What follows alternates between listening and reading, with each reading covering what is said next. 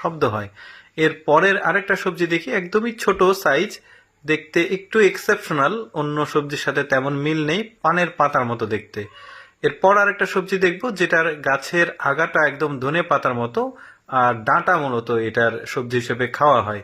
এরপরে আরেকটা সবজি দেখি, একদমই ব্যতিক্রম ধর্মী একটা সবজি, দেখতে পাচ্ছেন ঠিক পালং শাকের মতো, বাট পালং শাক তো না, এটা বোঝা যাচ্ছে গোলাপ ফুলের মতো একটা সবজি দেখতে পাচ্ছি আমরা এখানে তোলা হচ্ছে। এই যে বেশ বড় সড়ো, এরকম আরো অনেক সবজি দেখবো আমরা। যেমন এইটা একটা, এইটা কোনো গাছের সাথে তেমন মিল খুঁজে পাওয়া যায় না। এই সবজিগুলো সাধারণত চায়নাতে উৎপাদিত হয়, দেখতেই পাচ্ছেন। মানে চায়নার যে সবজিগুলো এগুলো একটু এক্সেপশনাল হয়। যেমন এইটা দেখুন, একদম পেঁয়াজের পাতার মতো, কিন্তু গোড়াটা একটু মোটা, অনেক বড়, কিন্তু পেঁয়াজ না। তো যাই হোক, আজকের সবজি নিয়ে ভিডিও এখানেই শেষ করছি। এইরকম এক্সেপশনাল ভিডিও পেতে আমাদের পেজটিতে লাইক দিয়ে আমাদের সাথেই থাকুন।